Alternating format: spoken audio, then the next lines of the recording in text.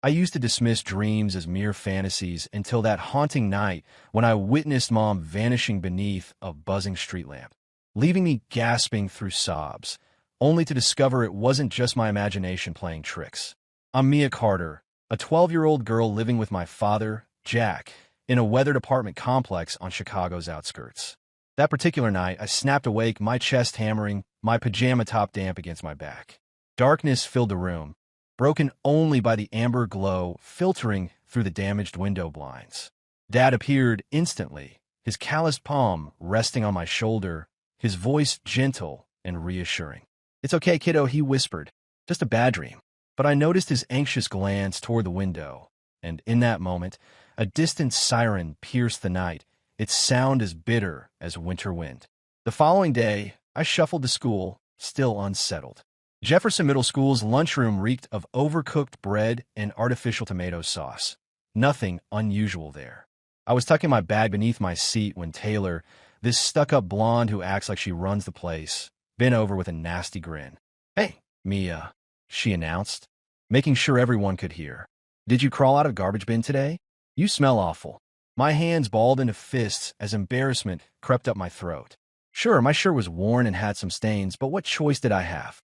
Dad hadn't touched the laundry in forever. Before I could retaliate, she lifted her milk carton and dumped it over my head. The cold liquid trickled down my face, pooling at my feet, while everyone around us howled with laughter. I snapped, sending her lunch tray flying. The contents splattered across the floor with a disgusting thud. That's when the lunch monitor rushed over, shouting my name like I'd started a full-blown fight. But here's the thing. Fury wasn't my only emotion. Hunger gnawed at me. My lunch account had been empty for days, forcing me to secretly snatch food from others' trays when they weren't looking. Taylor had caught me once, and now she wielded that knowledge like a weapon.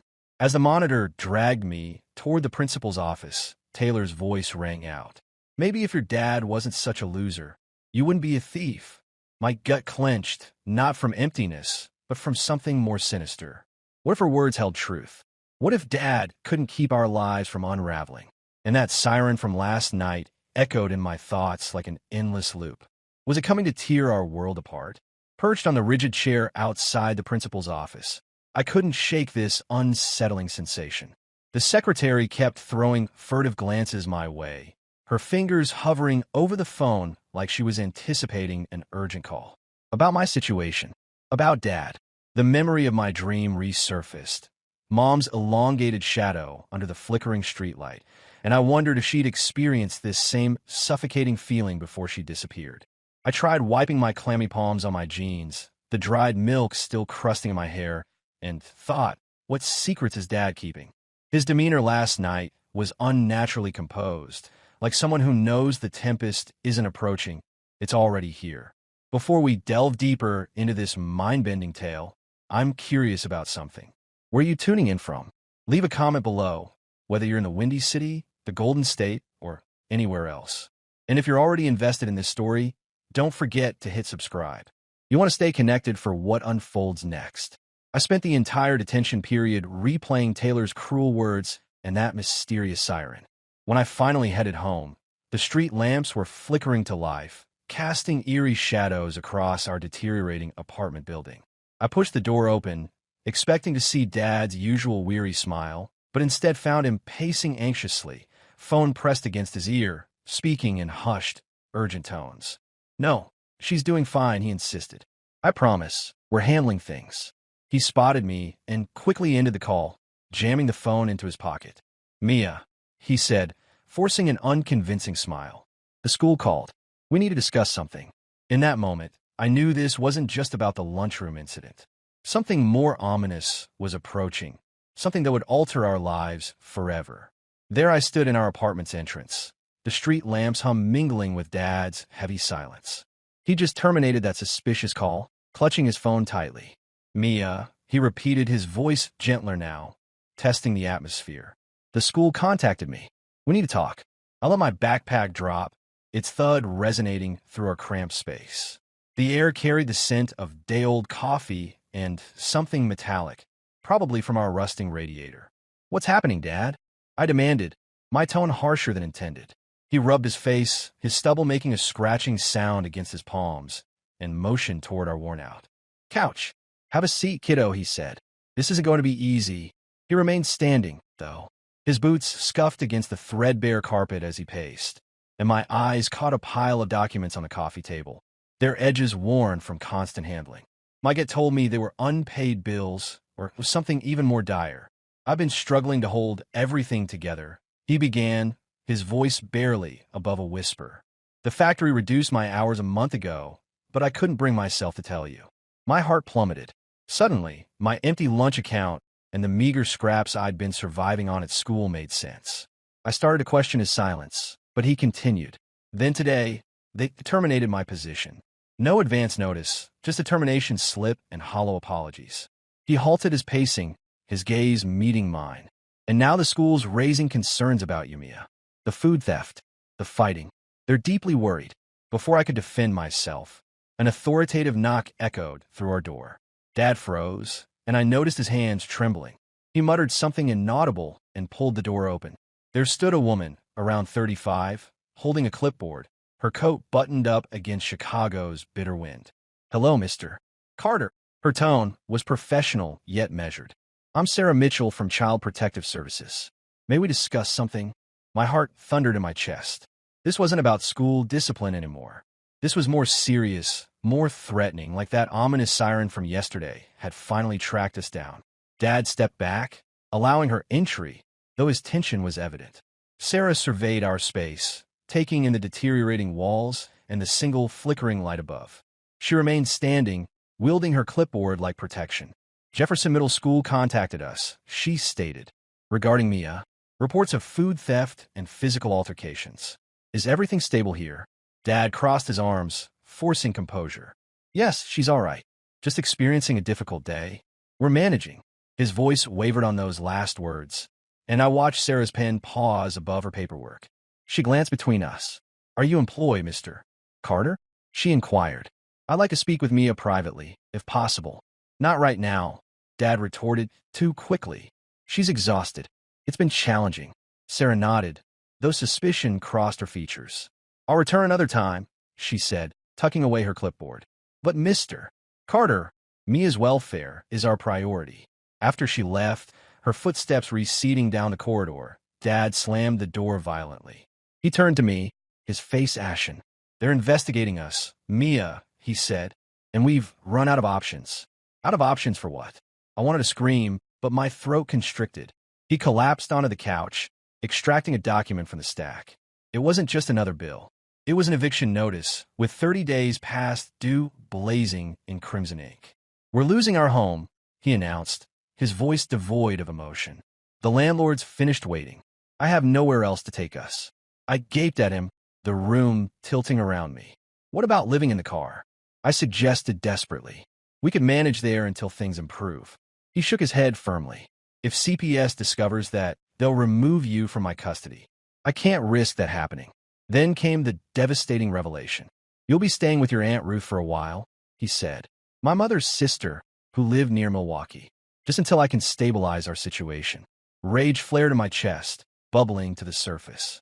Aunt Ruth? I barely remember her. Some hermit who sent one Christmas card half a decade ago. "Absolutely not," I declared, jumping up so forcefully the couch groaned. "You're abandoning me, exactly like Mom did." He reached for me, but I recoiled. "Mia, please listen," he begged. "I love you. This isn't permanent. I'll make everything right, I promise." But his words rang hollow, and all I could envision was Mom's shadow from my dream, growing longer, dragging him away too. "Start packing," he said, turning toward the window. "We leave tomorrow." I stormed to my bedroom, slammed the door, and collapsed onto my bed. The streetlight outside buzzed more intensely, as if taunting me. CPS, eviction, Aunt Ruth, everything was unraveling, and I couldn't shake the suspicion that Dad was concealing something. What had he whispered during that phone call? Who was he trying to avoid? As I stuffed clothes into my backpack, I wondered if I'd ever view this place, or him, the same way again. The following morning, Dad drove me out of Chicago, the city's steel-gray skyline dissolving into a blur of highway markers and bare trees. We barely spoke, only the drone of the old Chevy's engine filling the emptiness. My backpack rested heavily in my lap, crammed with my meager possessions. I kept repeating his words from the previous night. Temporary, I'll fix this, but they dissipated like smoke between my fingers. When we reached Milwaukee's outskirts, the setting sun had painted the sky a bruised purple. Dad pulled up to a weathered wooden house, its porch drooping beneath overgrown ivy. "That's Aunt Ruth's place," he said, his voice strained. "Be good, Mia. I'll return soon." He didn't give me a chance to protest. His embrace was brief but tight, his jacket carrying the mingled scents of engine grease and unspoken remorse. Before he drove away, his car's red lights vanishing into the darkening curve. I remained rooted, letting the cold wind sting my face, until I heard the ancient door's hinges protest. Aunt Ruth emerged, a statuesque figure with silver threading through her ebony hair, her gaze penetrating yet weary. "Mia," she said, her voice tentative as if sampling the sound. "Please come inside." I trailed after her, stepping into air heavy with cinnamon warmth and the musty breath of aged timber. The living space was shadowy, illuminated only by a solitary lamp whose shade had surrendered to time's yellowing touch. She gestured toward a slim corridor. "Your bedroom's down there," she explained. "Last door on the left. But the room at the corridor's end is strictly off-limits. Always." Her voice transformed, becoming brittle and absolute, like a deadbolt sliding home. I bobbed my head, too exhausted for resistance, and dragged myself to my assigned space. The room was compact, featuring a narrow bed dressed in a well-worn quilt and a dresser with a missing pole. A spider-webbed window admitted a persistent draft, making its frame shudder. Ruth materialized behind me, bearing a plate with a grilled cheese sandwich, its edges perfectly bronzed. "Thought you might need this," she offered. After the long drive, I accepted with quiet gratitude, but my attention kept wandering to that mysterious door. Its white paint was flaking, and I could have sworn something dark shifted beneath it. What secrets lay beyond? I pondered, sampling the sandwich. Despite its comforting warmth and melted goodness, anxiety still coiled in my stomach. Ruth observed my meal silently. "It's been years since anyone stayed here," she mused, seemingly lost in thought. She retrieved a sweater from the dresser, forest green and woolen soft. "This should help with the cold." I pulled it on, finding it fit perfectly, though it carried a subtle lavender scent, hinting at a previous owner. "Who wore this before?" I inquired, striving for nonchalance. Ruth's expression wavered, her mouth twitching slightly. "Just an old thing I had stored away," she replied hastily, turning to leave. "Get some rest now." As she departed, her footsteps receding, I noticed her backward glance at the forbidden door, her hand instinctively checking her pocket, as if ensuring a key's presence. Sleep eluded me that night. The old house creaked and moaned beneath the wind's assault, its wooden bones shifting like a living entity. I lay motionless, eyes fixed on the shadowed ceiling, when a distinct sound startled me upright, a soft, mournful sob echoing from the hallway's end. My heartbeat thundered in my ears as I slipped from beneath the covers, my bare feet meeting the cold hardwood floor. I inched toward the source of the sound, drawn by an inexplicable pull. The white door materialized before me, its bottom edge now framing a more pronounced shadow that swayed rhythmically, suggesting movement within. Pressing my ear against the cool wood, I held my breath. The sobbing ceased abruptly, replaced by a metallic scratching sound, like someone testing a lock. I recoiled, my heart pounding against my ribs. What or who was behind that door?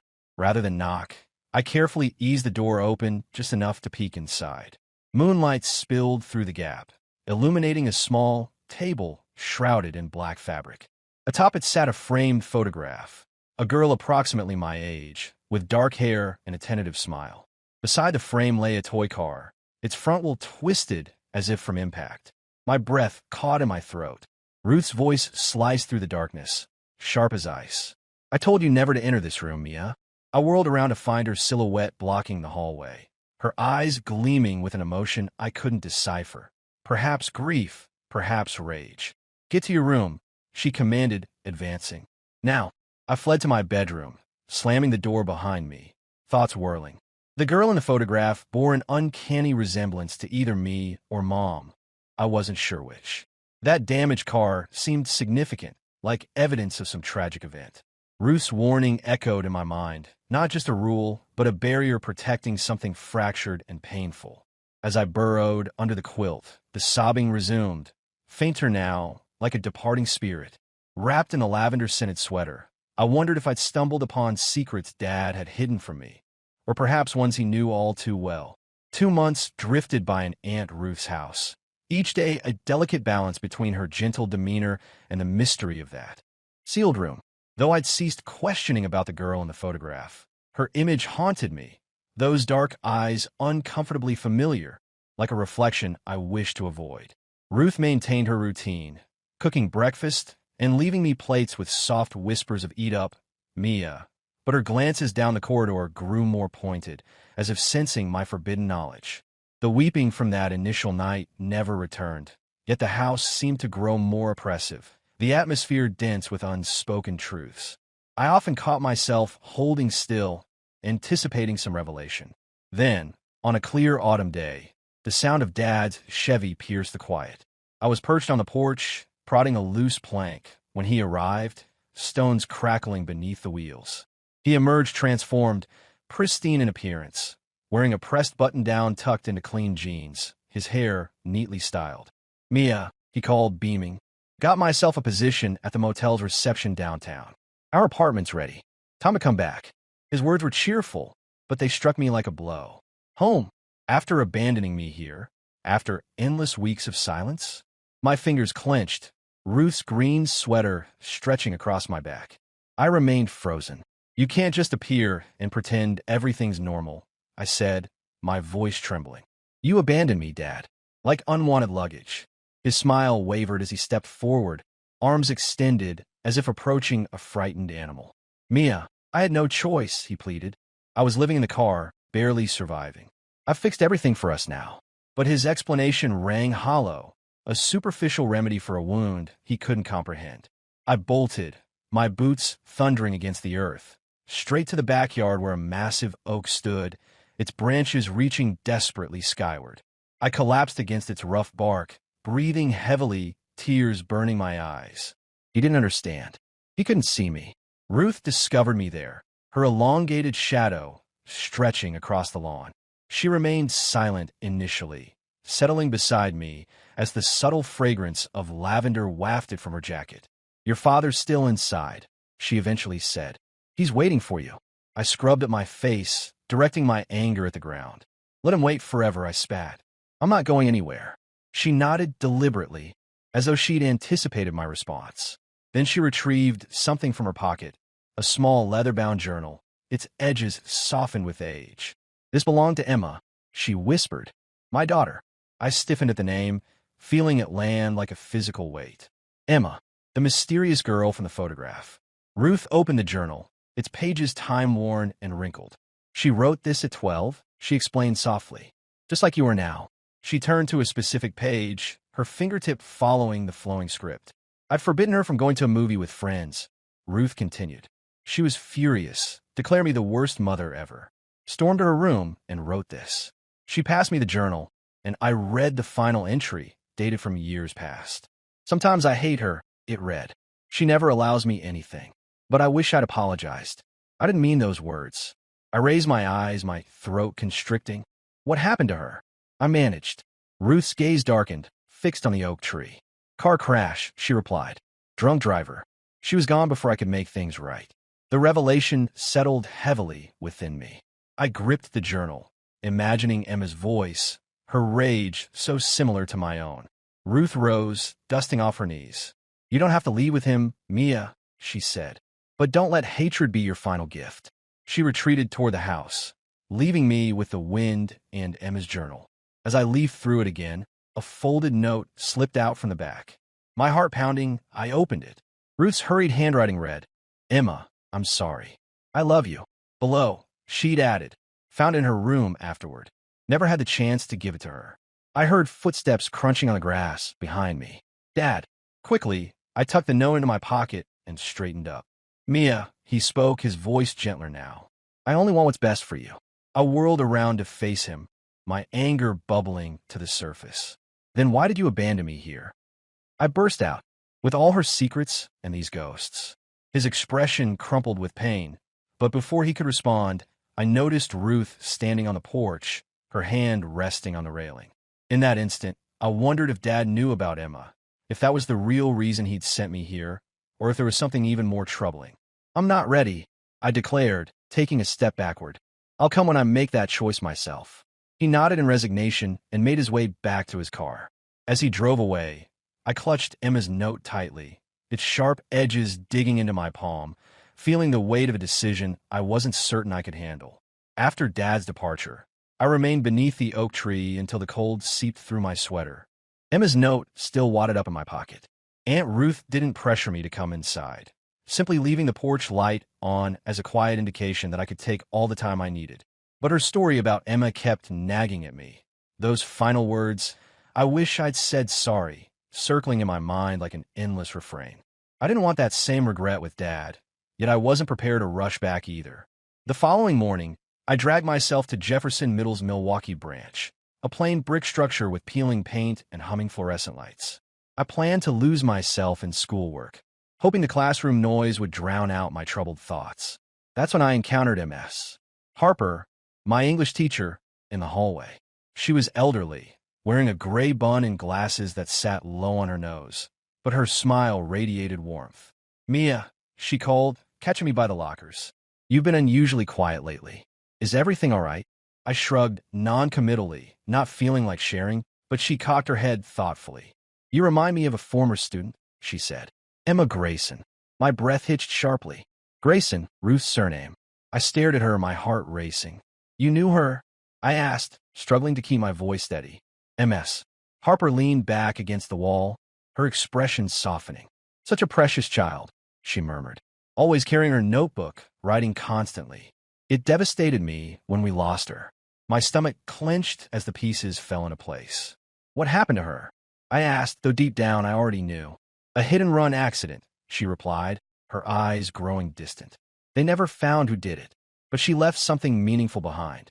Reaching into her bag, she retrieved a worn piece of paper, its edges worn and creased. "I discovered this in her desk afterward," she explained. "A letter she wrote during class. I couldn't bring myself to dispose of it." As she passed it to me, my hand shook while unfolding it. The handwriting was unmistakably Emma's, with her characteristic hurried loops. "Dear Mom," the letter began, "I'm still upset about the movie incident, but I understand now. You work incredibly hard, and I don't acknowledge it enough. I'm grateful you're my mother. Love, Emma." My heart constricted as emotion welled in my throat. She'd penned these words on her final day, an unseen apology Ruth never received. "Ms." Harper observed me intently. "Were you acquainted with her?" she inquired. I nodded slowly. "She's my cousin," I explained. "I'm currently living with her mother, Ruth." Harper's expression shifted from surprise to understanding.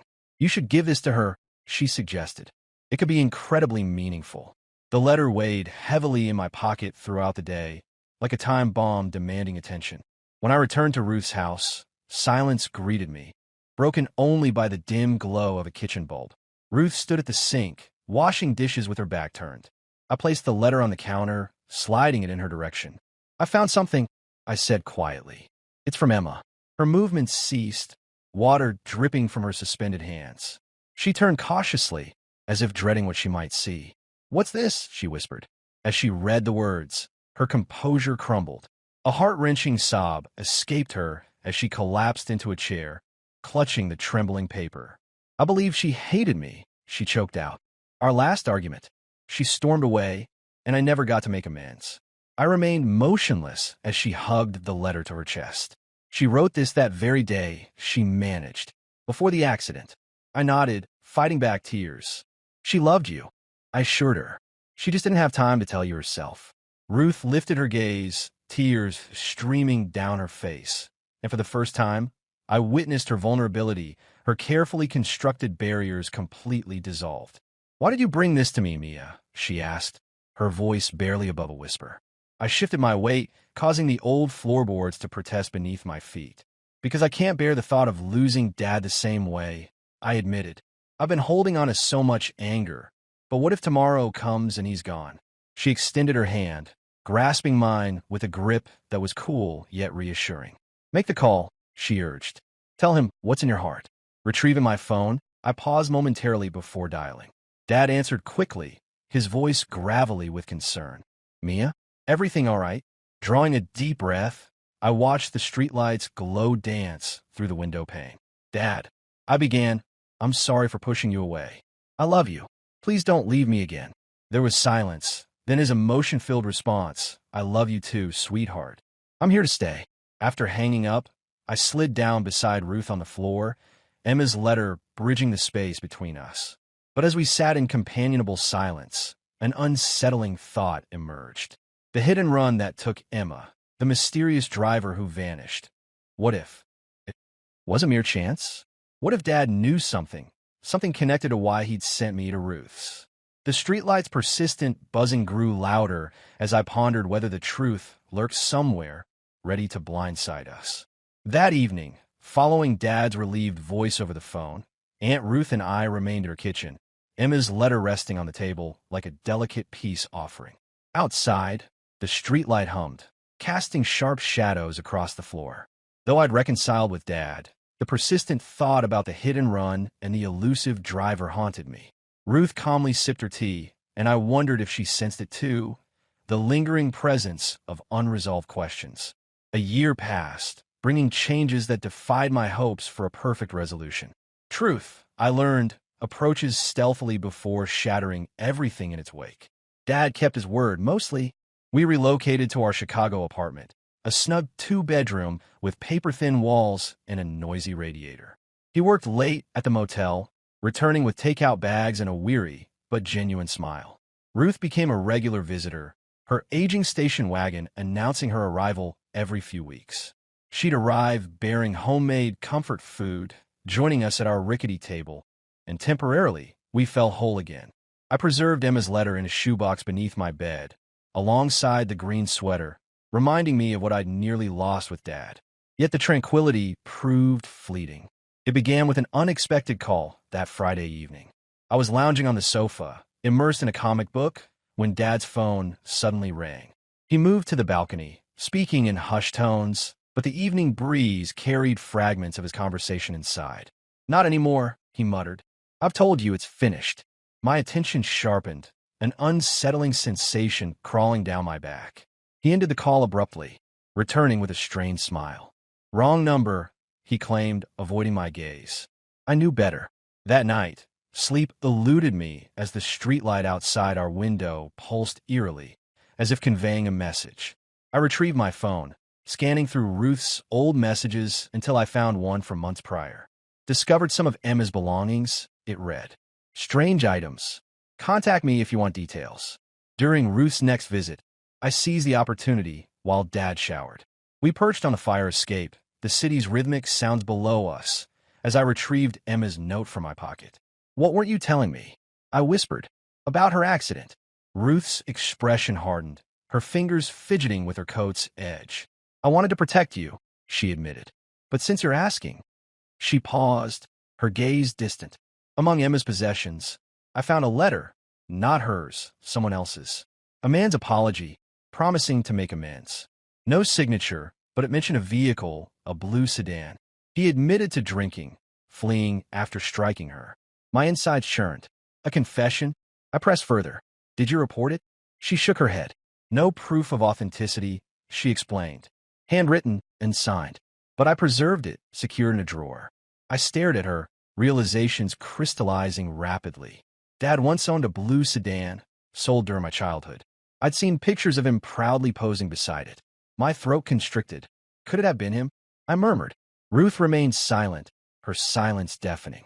I rushed inside, heart racing, waiting for Dad to emerge with his towel draped around his neck. I skipped pleasantries. Did you know Emma? I demanded sharply. Were you responsible? His complexion drained instantly, the towel slipping from his grasp to the hardwood floor. Mia, he faltered, voice trembling. What did you mean? But his involuntary flinch and quivering hands, reminiscent of that day when Child Protective Services appeared, betrayed him. I recounted everything.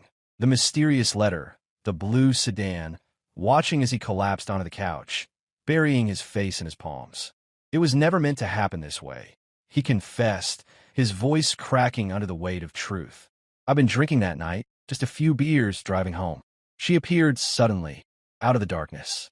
I just kept going. I couldn't bring myself to stop. The room began to spin, my reality crumbling around me. "You knew all along," I whispered.